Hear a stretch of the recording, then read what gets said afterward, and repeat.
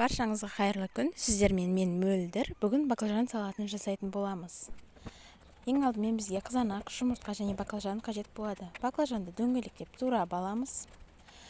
Онан кейін табаны қыздырып, баклажанды жұмыртқаға малып, жақсылап қуырып аламыз. Қызанақты да дөңгелектеп турап,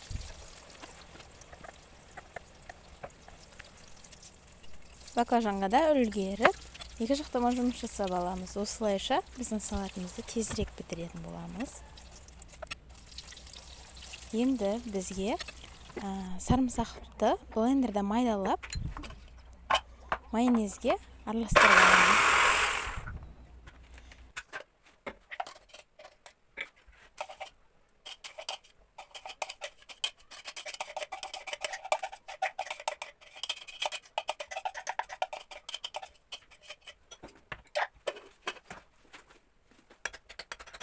Ал енді баклажанымызды тәрелкеге әдемілеп қоятын боламыз. Оның бетіне салмамызды жағамыз. Және қызанақ қоямыз. Қызанақтың да бетіне салмамызды жағып, оның да бетіне бір қатар баклажан қойып шығатын боламыз.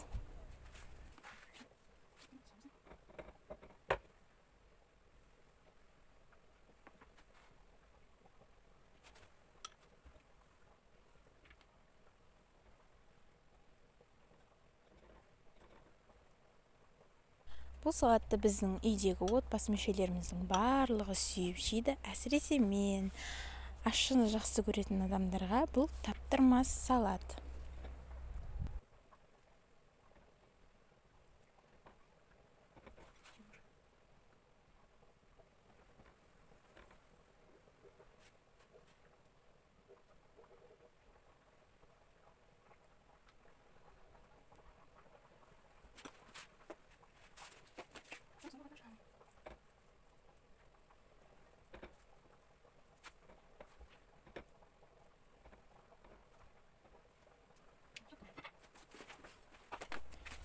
Міне осымен біздің баклажан салатымыз дайын.